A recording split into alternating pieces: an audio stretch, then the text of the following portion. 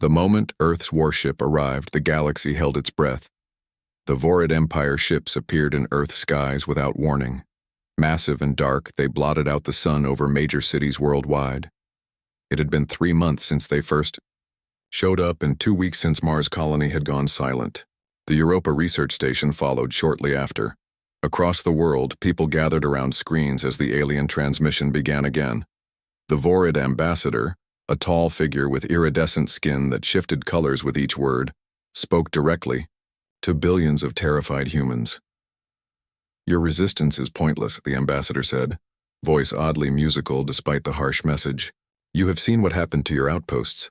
Earth stands alone now. You have 1 solar cycle to surrender control to the Vorid Empire. This is our final communication." The screen went black, leaving only silence in the United Nations emergency chamber. Director Kim stood slowly, his weathered face showing none of the fear that gripped the other representatives. At 72, he had spent the last 50 years preparing for this very moment.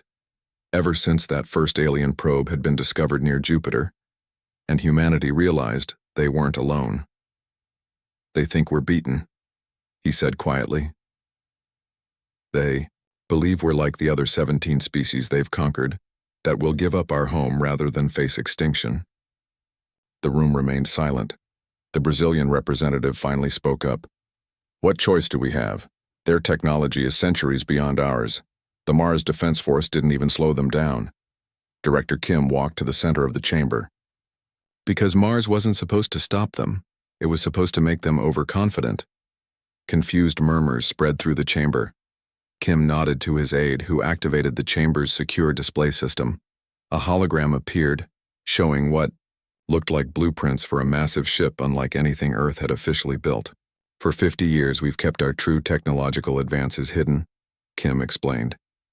"While publicly developing conventional systems, we've secretly been working on Project Starforge."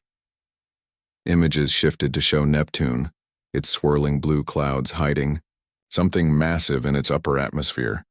"The Vorids believe they know everything about our capabilities. Their intelligence is thorough for what we've allowed them to see. But deep within Neptune's atmosphere, hidden from all detection, we've built humanity's true response." The hologram zoomed in to reveal an enormous vessel, sleek and deadly, unlike the bulky Vorid ships. Several representatives gasped. "The EFS, Thunderbolt," Kim continued, "using technology reverse-engineered from that first alien probe combined with human innovation. We've created something the Vorids can't possibly expect." "Why didn't we know about this?" demanded the Russian representative. "Because secrecy was our only advantage," Kim replied. "If the Vorids had detected this project, they would have struck before we were ready." The Indian representative stood up. "And we're ready now?" Kim nodded slowly. "The ship completed final testing last month. Captain Lee and her crew have been training in simulation for years. They're prepared." "1 ship?" the Chinese representative scoffed. "Against their fleet?" Director Kim smiled for the first time. "1 is all we need. The Thunderbolt doesn't just match their technology, it surpasses it in key areas. We've developed systems they've never seen before." He pressed a button, and the hologram showed the ship's core, a swirling mass of dark energy contained in a field of pure light. "While they were watching our conventional fusion research, we perfected dark matter extraction. The Thunderbolt can outrun, outmaneuver, and outfight anything in their fleet." The room fell silent again, but this time with something new. "Hope, what's the plan?" someone finally asked. "Captain Lee will take the Thunderbolt directly to the Vorid homeworld," Kim explained. "Not to destroy it, but to demonstrate that humanity isn't like the other species they've conquered. We won't attack civilian targets. We'll show strength and restraint, forcing them to recognize us as equals, not subjects." The UN Secretary General stepped forward. "This is an enormous gamble, Director. If it fails, Earth has no second chance." Kim nodded grimly. "True, but surrender guarantees our slow extinction. Their pattern is clear from the other worlds they've taken. They don't want partners, they want resources, including us." He looked around the room, meeting every eye. "I'm not asking for permission. The Thunderbolt launches in 6 hours. I'm Yo." Informing you so Earth stands united when the Vorids realize they've miscalculated. Screens around the chamber suddenly lit up as reports flooded in. The Vorid ships were moving, taking up attack positions. "They're not waiting for their deadline," the Secretary General said. Director Kim's face hardened. "Then neither will we." He tapped his secure communicator. "This is Director Kim.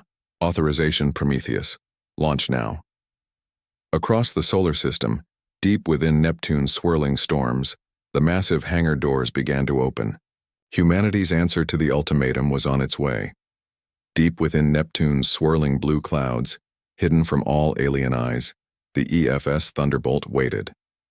For 15 years, the massive ship had been under construction, assembled piece by workers who lived their entire lives in the secret base. Most of Earth didn't even know it existed. Captain Lee walked through the gleaming main corridor, her footsteps echoing against metal walls. At 42, she had spent half her life preparing for this mission. The ship hummed around her, alive, waiting, ready. "Final systems check complete, Captain," said her first officer, Commander Park, falling into step beside her. "All stations report ready for launch." Lee nodded, her face betraying none of the emotions churning inside. "Crew status? All 50. Aboard and at stations. Medical reports everyone is handling the gravity adjustments well. 50 people. That's all they could spare for this mission. Earth's brightest minds selected from a global pool of volunteers. Engineers who could repair systems no one had ever built before. Pilots trained on simulators of ships that didn't officially exist. Scientists who understood technologies most of humanity wouldn't comprehend for decades. They reached the bridge, a half-circle of gleaming control stations facing a massive view screen currently showing Neptune's clouds swirling around them. Lee took her seat in the command chair, feeling its contours adjust perfectly to her body. "Ship wide," she ordered, and a small light blinked on her armrest. "This is Captain Lee. In moments, we'll be leaving our hiding place and showing ourselves to the galaxy for the first time. For 15 years we've trained for this mission. For 50 years Earth has prepared. Each of you was chosen because you're the best humanity has to offer." She paused, looking around at her crew, faces tense but determined. "The Vorids believe. They know us. They think we're primitive, divided, easy prey like the other species they've conquered. Today we prove them wrong." She nodded to her communications officer. "Message from Earth, Captain," he said. "Director Kim has given the launch order. Code Prometheus." Lee took a deep breath. Earlier than expected, the Vorids must be moving against Earth already. Commander Park leaned closer. "We're ready, Captain." Lee nodded. "Navigation, plot course through Corridor 7. The navigator looked up, surprise evident on her face. "Corridor 7? That's the unstable wormhole path, Captain. No ship has successfully—" "The Thunderbolt can handle it," Lee interrupted. "It cuts our travel time to the Vorid homeworld by 2/3. We need that advantage." "Yes, Captain." Course plotted. Lee turned to her chief engineer. "Han, activate the dark matter core." Engineer Han's fingers danced across his console. Deep within the ship, something impossible happened. Unlike the nuclear fusion that powered Earth's public space program, the Thunderbolt ran on something far more advanced, controlled dark matter extraction. The lights dimmed briefly, then came back brighter than before. A low hum built throughout the ship, not mechanical but almost musical, like the universe itself was singing. "Dark matter core online and stable, Captain," Han reported, unable to keep the pride from his voice. "Power levels at 98% and climbing." "Hangar, doors opening," announced the tactical officer. "Neptune base reports all systems green for launch." On the view screen, the swirling gases of Neptune parted, revealing a massive hidden structure that had remained undetected by Vorid scanners for over a decade. The doors slowly slid apart, revealing the darkness of space beyond. "This is it," Lee said quietly. "Helmsman, take us out. 1/4 thrust until we clear Neptune's atmosphere." The massive ship began to move, sliding forward through the opening. For the first time, starlight touched its hull, a hull unlike any other human vessel. Not the bulky, functional design of Earth's public ships, but something sleek and deadly. Its surface, made of materials developed in secret laboratories, absorbed rather than reflected light, making it appear as a ship-shaped hole in space. "We're clear of Neptune's atmosphere, Captain," reported the helmsman. "Full scan," Lee ordered. "Are there any Vorid ships in the system?" The tactical officer worked her console. 3 Vorid destroyers approaching Earth. They haven't detected us yet." Lee nodded. "Good, let's keep it that way. Activate the stealth systems." Engineer Han initiated the ship's most revolutionary feature. Based on technology glimpsed from that first alien probe 50 years ago, the Thunderbolt could bend light and other electromagnetic waves around its hull, rendering it virtually invisible to conventional sensors. "Stealth systems active, Captain. We're running silent." Lee leaned forward in her chair. "Set course for Corridor 7 entry point. Prepare for wormhole jump." On the view screen, Neptune shrank behind them as the Thunderbolt accelerated. Unlike conventional engines with their bright flares, the dark matter drive left no visible trail, just another advantage over their enemies. "Approaching Corridor 7 coordinates," announced the navigator. Lee looked around at her crew, the best minds Earth had to offer, united in purpose. "Open the corridor," she ordered. Ahead of them, space itself seemed to fold, creating a swirling tunnel of light where before there had been only stars. No Vorid ship had ever attempted this dangerous route. The fluctuations were considered too unpredictable for safe passage, but the Thunderbolt wasn't like other ships. "Corridor stable, Captain," reported the science officer, excitement in her voice. "The dark matter core is actually helping to stabilize the wormhole walls." Lee allowed herself a small smile. "Take us in. Next stop, Vorid space." The ship accelerated forward, entering the swirling vortex. In an instant, they were gone from Earth's solar system, leaving no trace of their passage.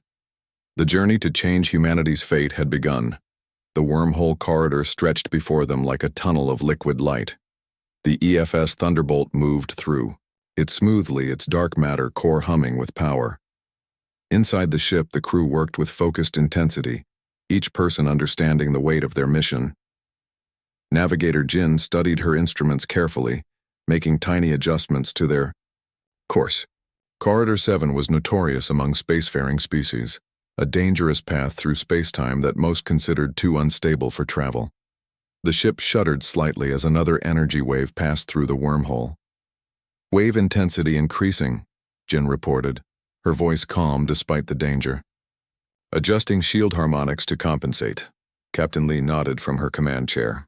3 days into their journey, and her crew was performing brilliantly. "Status report?" "Dark matter core operating at 97% efficiency," Engineer Han called from his station. "The wormhole fluctuations are actually feeding additional energy into our systems. We're going faster than projected." Lee allowed herself a small smile. Another unexpected advantage. Communications Officer Choi suddenly straightened at his station, pressing his hand to his earpiece. "Captain, I'm picking up transmissions. A lot of them." Lee turned toward him.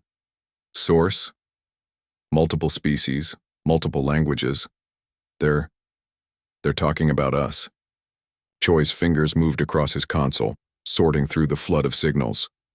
"Word of our departure has spread throughout the galaxy."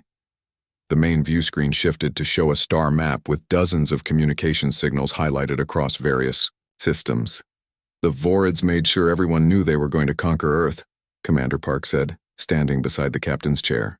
"Now everyone's watching to see what happens." Lee studied the map. "Can we listen in?" Choi nodded, adjusting his controls. "Translating now."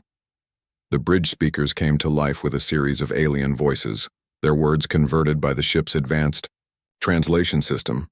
"Single human vessel heading toward Vorid space. Madness or desperation. Sources say the ship emerged from Neptune without warning. Vorid Command has issued orders to intercept.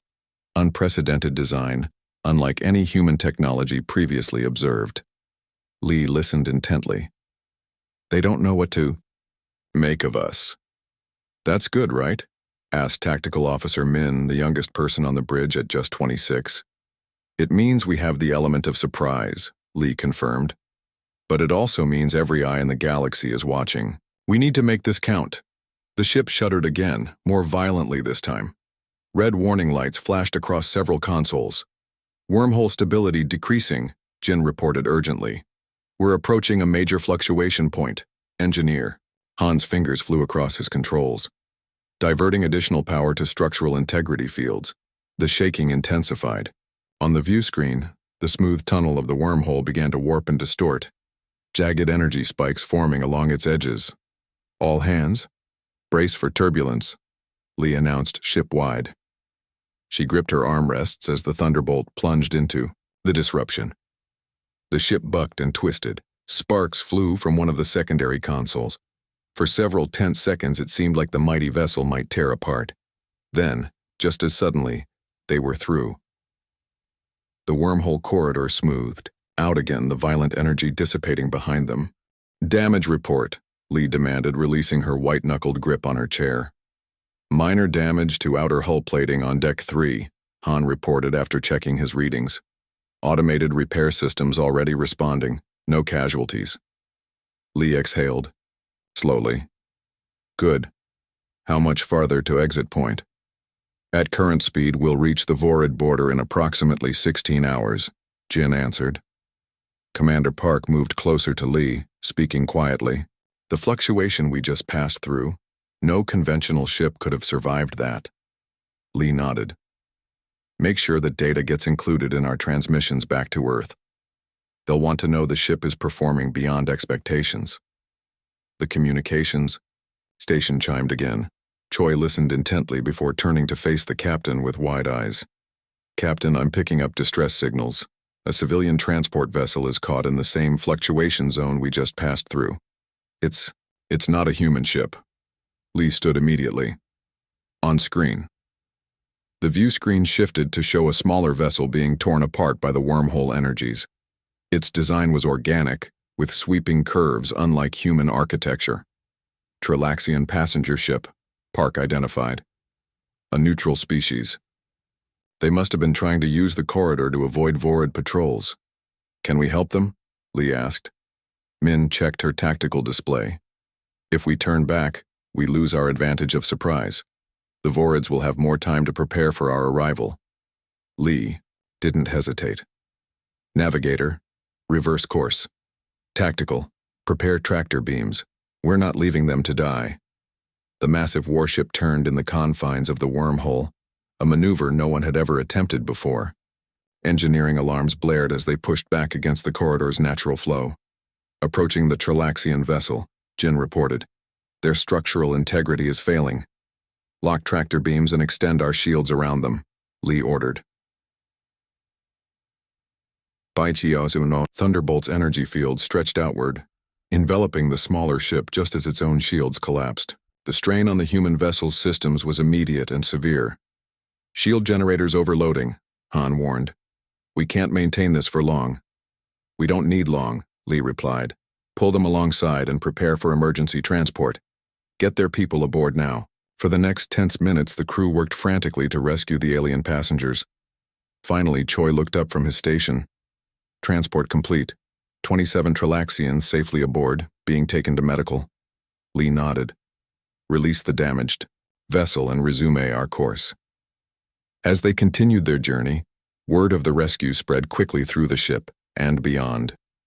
Choi monitored the communications channels with growing amazement. Captain, the Trilaxians are broadcasting what happened.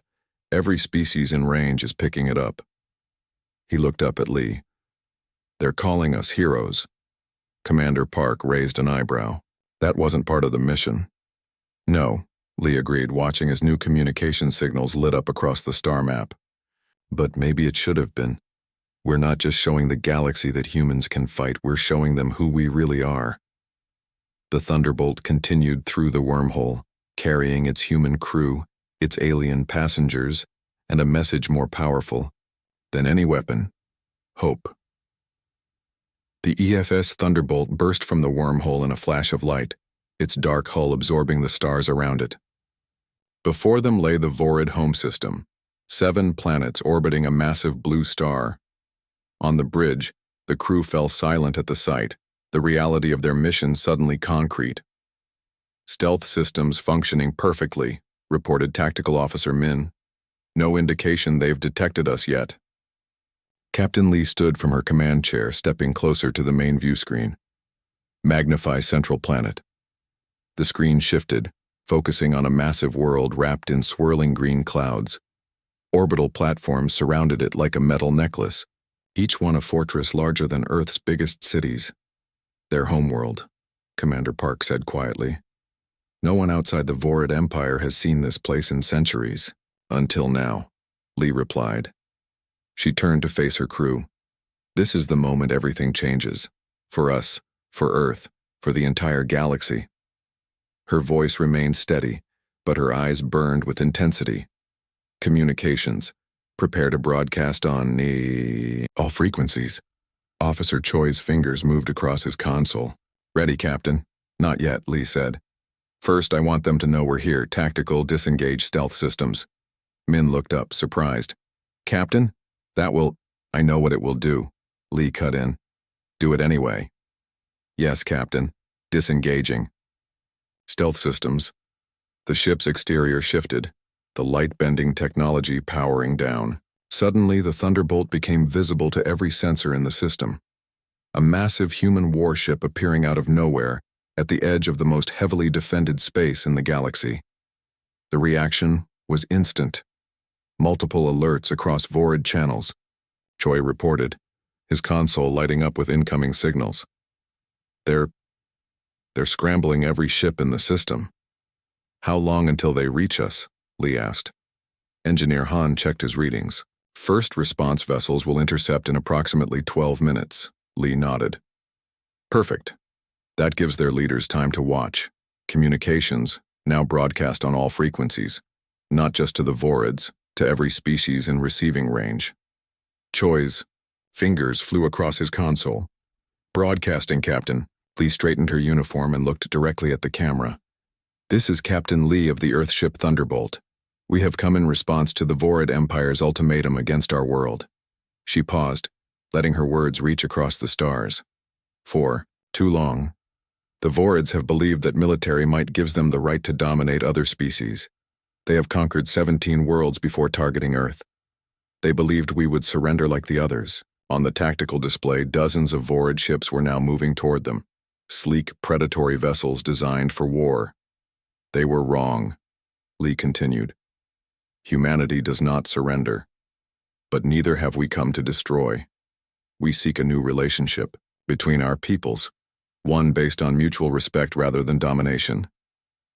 "First Vorid ships approaching weapons range," Min warned.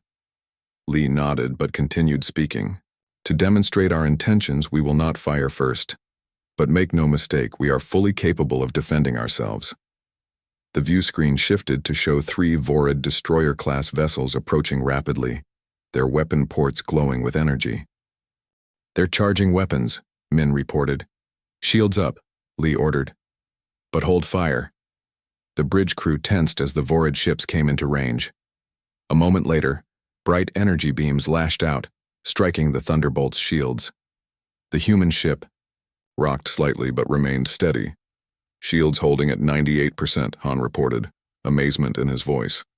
"Their weapons are barely registering." Another volley hit them, more powerful than the first. This time the ship didn't even shudder. "Redirect shield energy," Lee ordered. "I want them to see what we're doing." Han's fingers moved across his console. Outside the ship, something remarkable happened. The Thunderbolt's shields became visible, glowing with blue-white energy. As the next Vorid attack struck, the energy was absorbed, flowing through circuits specially designed for this purpose. "We are not like other species you have encountered," Lee continued her broadcast. "Your weapons cannot harm us. For 50 years, we've prepared for this moment." The largest Vorid vessel moved closer, firing its main cannon, a weapon that could shatter moons. The beam struck the Thunderbolt head-on. For a moment, the bridge lights flickered, then stabilized. "Shield capacity now at 103%, Han announced, incredulously. "We're actually gaining power from their attacks." Lee smiled. "Now, Officer Min, demonstrate our capabilities. Target their weapon systems only. Precision strikes." Min's hands moved across her tactical display with surgical precision. "Targeting complete. Fire." From the thunderbolt, pencil-thin beams of concentrated energy lanced out, striking each of the 3 Vorid ships in exactly the same spot, their main weapon emitters. No explosions, no destruction, simply precise neutralization. Their weapons are offline, Min reported. No casualties detected on the Vorid vessels. Lee nodded with satisfaction. Now the second wave. On the tactical display, 20 more Vorid warships were approaching, the elite of their fleet, each one capable of devastating an entire planet. Same targets, Lee ordered. Weapons only. This time, the Thunderbolt fired before the Vorid ships could even enter weapons range. 20 precise strikes, 20 disabled weapon systems. Not a single life lost. The Vorid fleet seemed to hesitate, their formation breaking apart in confusion. Nothing in their experience had prepared them for this. An enemy who could neutralize their most powerful weapons with surgical precision while taking no damage themselves. "Captain," Choi called from communications, "we're receiving a transmission. It's from the Vorid High Command directly." The bridge fell silent. "Put it through," Lee ordered. The view screen shifted to show a Vorid commander, their iridescent skin fluctuating between deep purple and crimson, colors of anger and confusion in their species. "Human vessel," the commander spoke, voice translated by the ship's systems. "You have violated sovereign Vorid space. Your actions are an act of war." Lee stepped forward. "Your ultimatum against Earth was the act of war, Commander. We are merely responding. But notice what we haven't done. We haven't destroyed your ships. We haven't targeted your civilians. We've demonstrated restraint along with power." The Vorid commander's skin shifted slightly toward blue. Uncertainty. "What do you want?" they demanded. "A meeting," Lee replied simply. "Equal representatives, neutral ground. The time of Vorid domination is over, but that doesn't mean we must be enemies. The galaxy is large enough for all of us." The commander was silent for a long moment, calculating. Around them, officers could be seen consulting frantically. Finally, they spoke again. "The Supreme Commander will meet with you. 1 cycle from now. Neutral location at these coordinates." Data streamed across the bottom of the screen. "We will be there," Lee confirmed. As the transmission ended, the bridge erupted in quiet celebration. Commander Park approached Lee, speaking softly. "You know they might be planning a trap." Lee nodded. "Of course, but they're also curious. No species has ever done what we just did. They need to understand how." She turned to address the entire bridge. "This is just the beginning. The hard part comes next, turning this demonstration into lasting peace. But today, we've shown the galaxy something important." Her eyes swept across her crew, humans who had traveled across the stars to face an empire. "We've shown them that humanity isn't just another species to be conquered. We're something new." The neutral meeting ground was an ancient space station orbiting a lifeless moon. Built by a species long extinct, it had served as a diplomatic outpost for centuries, its curved halls witnessing countless treaties and negotiations. Now it would host perhaps its most important meeting yet. Captain Lee stepped through the airlock, accompanied only by Commander Park and Communications Officer Choi. They had agreed to bring just 3 representatives, the same number as the Vorids. An equal footing, something the Vorid Empire had never granted any species before. The station's main chamber was a perfect circle, with windows looking out into the star-filled darkness.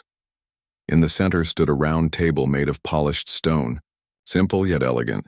The human delegation arrived first, taking positions on one side of the table. "Nervous?" Park asked quietly.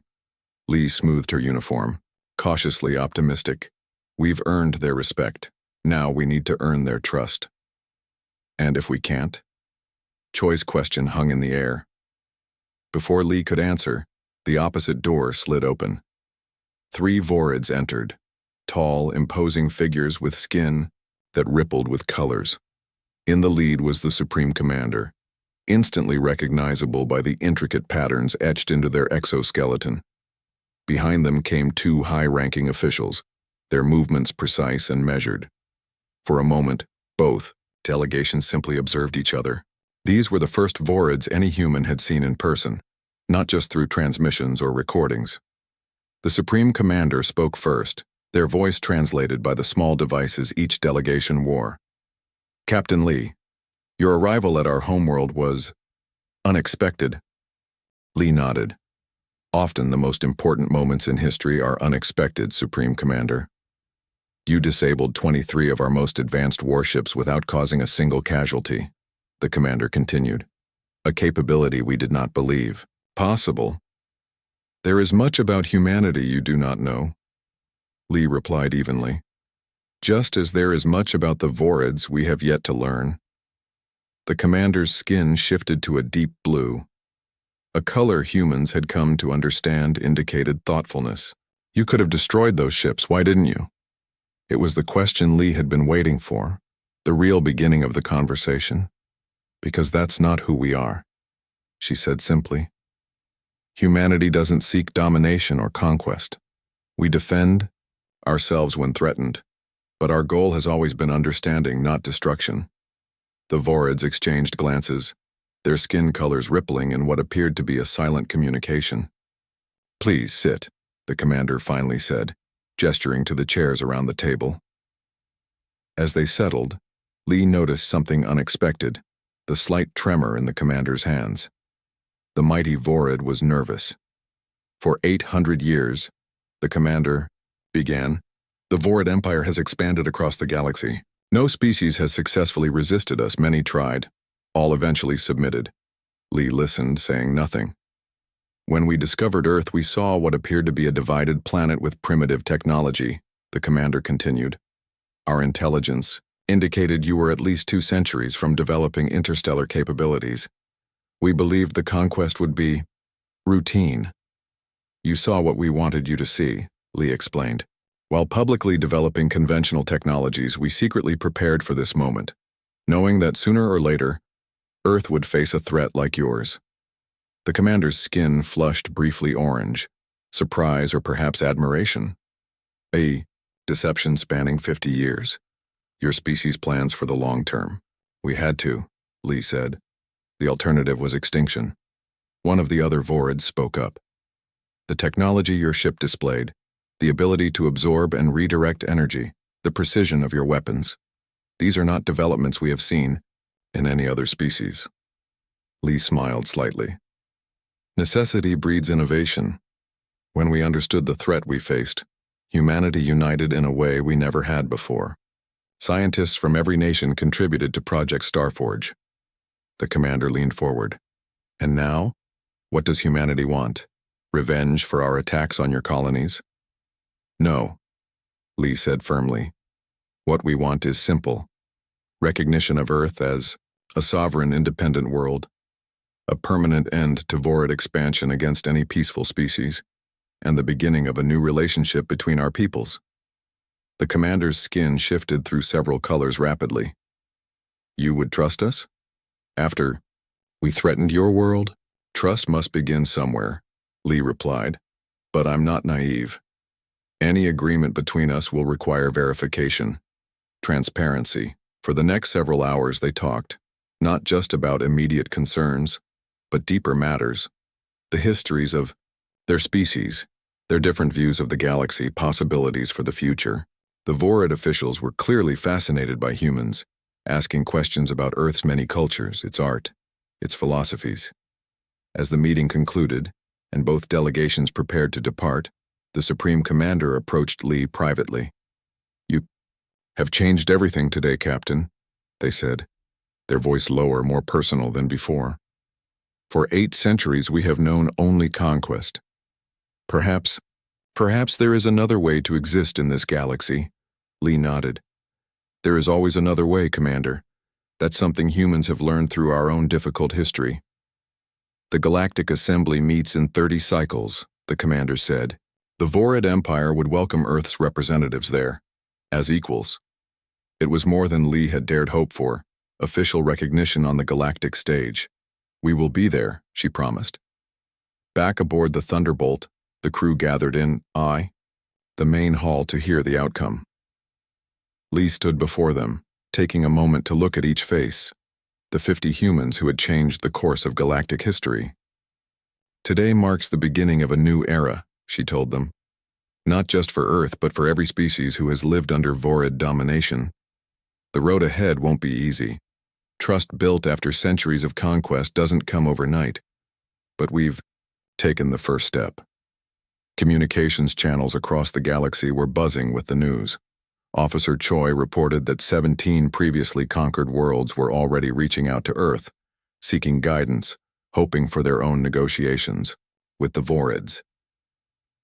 As the Thunderbolt prepared for its journey home, Lee stood at the viewscreen watching the stars.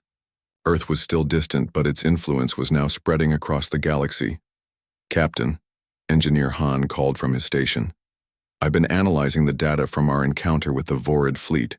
There's something interesting. Their technology is actually quite compatible with ours.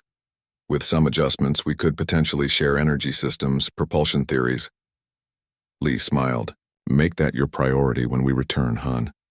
If we're going to build a lasting peace, it needs to be built on cooperation, not just treaties."